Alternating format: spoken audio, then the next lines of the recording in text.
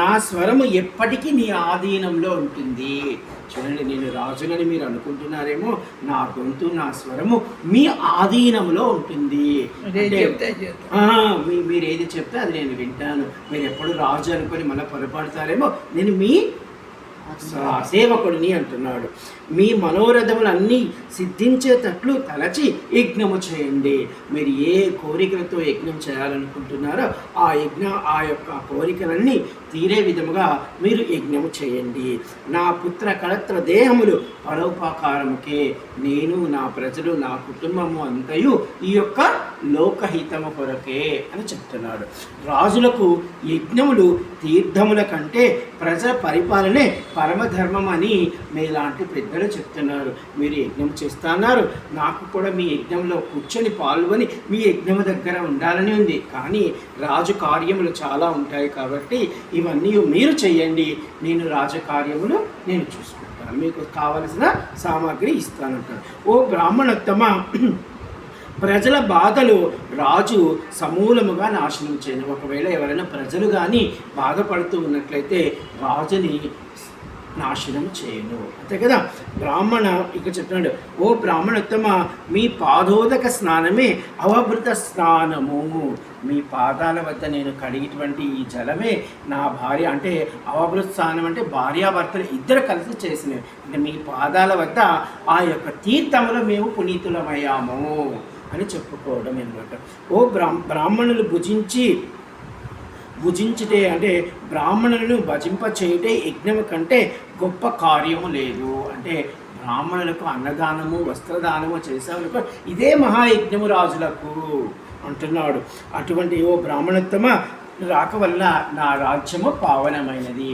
మీరు వచ్చారు ఏదో యజ్ఞం చేయాలని, మీకు అతిథి సత్కారం చేశాను, మీరు 4 మంచి మాటలు నాకు చెప్పారు, నేను నా మనసులో భద్రపరుచుకుంటాను, కాబట్టి మీరు రావడమే నాకు మహాయజ్ఞము అని అంటున్నాడు.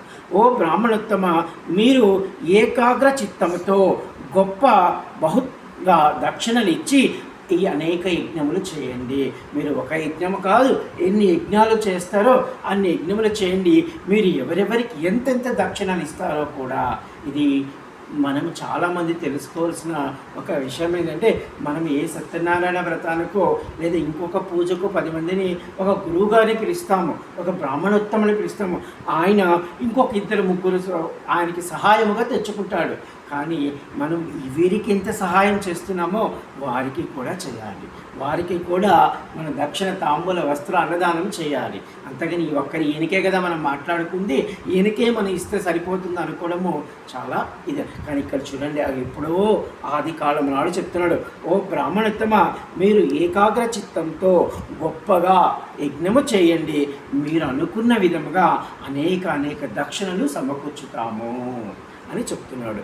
మీకు ఒక భవన ఏర్పాటును కూడా చేయిస్తాను. మీరు ఇప్పుడు నా దగ్గరికి వచ్చారు, ఇంతకుముందు ఎక్కడున్నారో ఏమో తెలియదు, ఇప్పుడు మీకు ఒక భవన ఏర్పాటు కూడా చేయిస్తాను. మీకు మీ యొక్క పరివారమునకు మీ సామాగ్రికి మీరు ఎంత కాలం ఉండాలో అంతకాలం. ఈ విధంగా దివోదాసు రాజు వద్ద సమయమును పొంది బ్రహ్మదేవుడు కాశీక్షేత్రము యందు దశాశ్వమేధ యాగము చేసెను. అక్కడ అంటే రాజు దగ్గర నుంచి పైకి సహాయం పొందాడు. ఈయన అనుకుంటే చేయగలడు. ఆ యొక్క దశాశ్వమేధ తీర్థము వద్ద ఈయన 1 కాదు 2 కాదు 10 సార్లు అశ్వమేధ యాగము చేశాడు. బ్రహ్మదేవుడు ఆనాడు అశ్వమేధ యాగము చేసిన ఫలితముగా ఆనాటి నుండి ఈనాటి వరకు ఆకాశము నీలిరంగుగా ఉందట.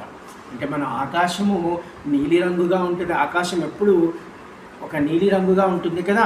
దీనికి అంటే నాకు ఒక పురాణంలో ఒక గురువుగారు చెప్పారు. ఎందుకనంటే మనం పంచభూతాల్లో ఆకాశం ఒక భూతము, మిగతా 4 భూతాలు ఏం చేస్తాయంటే మనుషులను సృష్టిస్తాయి, మనుషుల్ని మింగేస్తాయి కూడా.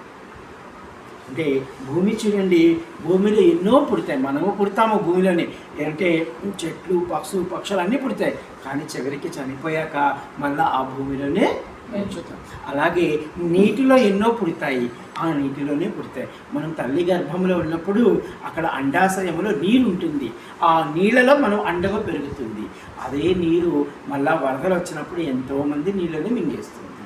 అదేవిధంగా అగ్ని మనము మన శరీరంలో అగ్ని అనేది లేకపోతే మనం బ్రతకలేము. ఎవరైనా చనిపోయారని కూడా గబగబా చేతులు కాళ్ళు మెరుపుతారు, ఎందుకంటే వేడి పుట్టించడానికి.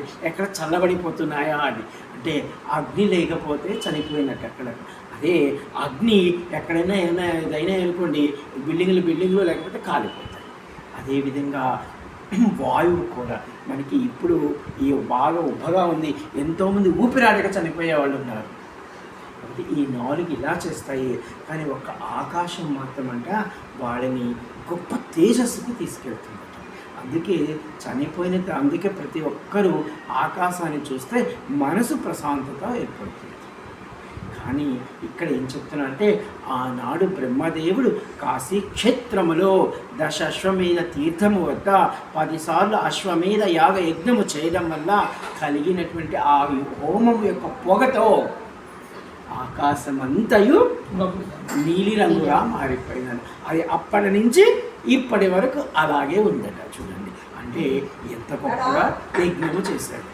కాశీ వారణాసి క్షేత్రమందు బ్రహ్మదేవుడు చేసిన యజ్ఞస్థలము 10 అశ్వమేధ తీర్థము. అంటే ఆయన చేశాడు కాబట్టే దానిని 10 అశ్వమేధ తీర్థముగా పరిగణించారు. అప్పుడు మీరు అనవచ్చు, అంతకుముందు దాని పేరేమిటి అది చెప్తున్నారు. అంతకు పూర్వము ఆ తీర్థమును రుద్ర సరోవరము అనేవారు. రుద్ర సరోవరం అంటే దీని గురించి మళ్ళా చెప్తాను. రుద్ర సరోవరము అనేవారు, అంటే ఈశ్వరుడి యొక్క సరోవరముగా దాన్ని పేర్కొన్నారు. అక్కడ మన గోదావరి నది కూడా ఉండిందట ఒకప్పుడు. గంగమ్మ ఈ కాశీ క్షేత్రానికి వచ్చినప్పుడు గోదావరి అంటే దక్షిణ దిక్కుగా వెళ్ళిందట. ఇది ఆ తర్వాత భగీరథుని వలన గంగామాత కాశీకి వచ్చింది. 10 అశ్వమేధ తీర్థంతో కలిసి ఆ యొక్క 10 అశ్వమేధ తీర్థము పరమ పవిత్రముగా మారి గొప్ప ఖ్యాతిని పొందింది అని చెప్తున్నాడు. ఓ ముని, బ్రహ్మదేవుడు 10 అశ్వమేధేశ్వర లింగమును స్థాపించి ఆనాటి నుండి ఇక్కడే ఉండిపోయాడు. అంటే ఆ యొక్క బ్రహ్మదేవుడు ఎందుకు వచ్చాడు? ఈ యొక్క రిపుంజుడు దివోసాసు వద్ద ధర్మలోపాన్ని చూడాలని వచ్చాడు. కానీ ఆ యొక్క బ్రహ్మదేవుడు ఆ రాజుని కలిశాడు. ఆ రాజుని కలిసేటప్పటికీ రాజు యొక్క సుగుణములు చాలా చాలా గొప్పవి. ఎందుకంటే మనం ఇప్పుడే చెప్పాను మీకు, మీరు రావడం నాకు అదృష్టమయ్య అన్నాడు. మీకు నేను దాసుడిని అన్నాడు. మీకు ఏది కావాలని అది ఇస్తా అన్నాడు. మీకు భవనం కట్టిస్తా అన్నాడు. మీరు యజ్ఞం చేయండి అన్నాడు. మీరు ఎంతమందికి ఎన్ని దక్షిణలు ఇస్తారో ఇవ్వండి అన్నాడు. ఎవరలా చెప్తారు? ఒక బ్రాహ్మణుడి రూపంలో ఉన్న నాకు. కాబట్టి బ్రహ్మదేవుడు సైతం ఆయనలో ధర్మలోపాన్ని చూడలేకపోయాడు. అప్పుడు అనుకున్నాడట బ్రహ్మదేవుడు, అందుకే ఇక్కడ వీళ్ళు ఉండిపోయారు అని అనుకొని రిపుంజుడు దివోదాసి యందు ఎట్టి దోషమును కూడా కనబడలేదు. ఈయన ఈ 10 అశ్వమేధ తీర్థము వద్ద 10 అశ్వమేధేశ్వర మహాదేవుడు లింగము ఒకటి స్థాపించాడు. శివుని కార్యము నెరవేర్చలేకపోతేనే అయ్యో నేను ఎందుకు వచ్చాను, సాక్షాత్ ఈశ్వరుడు కాశీక్షేత్రానికి పంపి ఈ దివోదాసు యొక్క రాజు ధర్మ పరిపాలన లోపము చూడు, మన దేవతను వస్తాము, కాశీని ఆక్రమించుకుంటామని చెప్పాడు. కానీ ఈ బ్రహ్మదేవుడు కూడా కాశీక్షేత్రానికి వచ్చి ఇంతకు ముందులాగా యోగిని మాతలాగా సూర్యభగవానులాగా ఈయన కూడా అంతర్భాగముగా మారిపోయాడు. చూడు, బ్రహ్మదేవుడు అంతటి వాడు ఇక్కడ విశ్రాంతికి వచ్చినట్టు ఉంచాడనమాట. విశ్వేశ్వరుని 2వ మూర్తియగు కాశీక్షేత్రాన్ని సేవించినను మహాదేవుడు కోపగించడు అని అనుకుంటున్నాడట. ఈ విశ్వేశ్వరుని యొక్క కార్యము చేయలేదు నేను ఇప్పుడు, అది తప్పే, దోషమే. కానీ ఆయనకు మరొక రూపమైనటువంటి కాశీక్షేత్రమును నేను సేవించుకుంటున్నాను కాబట్టి ఈశ్వరికి కోపం రాదు. ఇక్కడ మీకు ఒక ధర్మ సందేహం చెప్తాను.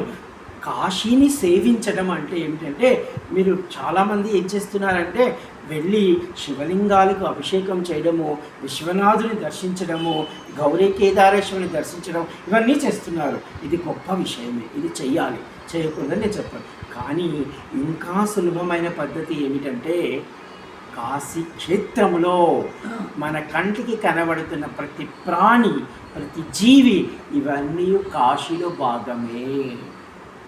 అంటే మనం పోతూ ఉన్నప్పుడు విశ్వనాథుడికి ఒక పెద్ద ఆవిడ నడవలేకపోతుంది అనుకోండి, ఆవిడని పట్టుకొని అమ్మా నేనున్నాను రా, ధైర్యంగా పోతాం. అవును బాబు. అని ఆవిడని తీసుకుని వెళ్ళి దర్శనం చేశారనుకోండి, అంటే మీరు కాశీని సేవించినట్టు అప్పుడు అక్క. మెట్టు దిగలేకపోతే పట్టుకుంటుంది. ఇక్కడ నిజంగానే అది సేవన. లేదు, ఒక కుక్క ఆకలితో అక్కడ అలమటించిపోతూ ఉంది, దానికి 4